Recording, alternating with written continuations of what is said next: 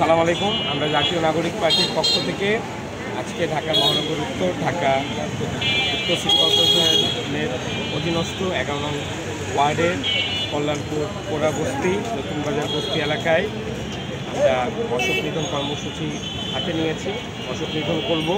আপনারা জানেন যে আমাদের এখানে প্রতি বছর একটা অনেক বড় অঙ্কের বরাদ্দ দেওয়া হয়, কিন্তু এবছরও প্রায় 100 কোটির উপরে বরাদ্দ দুই সিটি কর্পোরেশন মিলিয়ে, কিন্তু সেভাবে করে কাজ হচ্ছে না। আজকেও একজন ডেঙ্গুতে মারা গিয়েছেন। 400-র অধিক মানুষ এখনও হাসপাতালে কাজ পাচ্ছেন। ডেঙ্গু এবং চিকুনগুনিয়া প্রতিরোধে এই উত্তর সিটি কর্পোরেশনের হাসিনার যারা কল্পিবাহক এবং দুর্নীতির সাথে সম্পৃক্ত, তাদেরকে যদি বাদ দেওয়া না যায় তাহলে এই অবস্থার উন্নতি হবে না।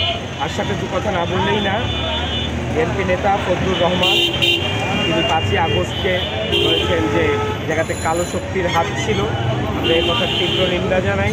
এবং পাশাপাশি আজকে জাতীয় নাগরিক পার্টির এনসিপির যেই একজন নেতা আমাদের মুখ্য সংগঠক আতাউল্লাহর উপরে নির্বাচন কমিশন ভবনে রুমিন ফারহানা লেডি মাস্টার রুমিন ফারহানার গুন্ডা বাহিনী আক্রমণ করেছে।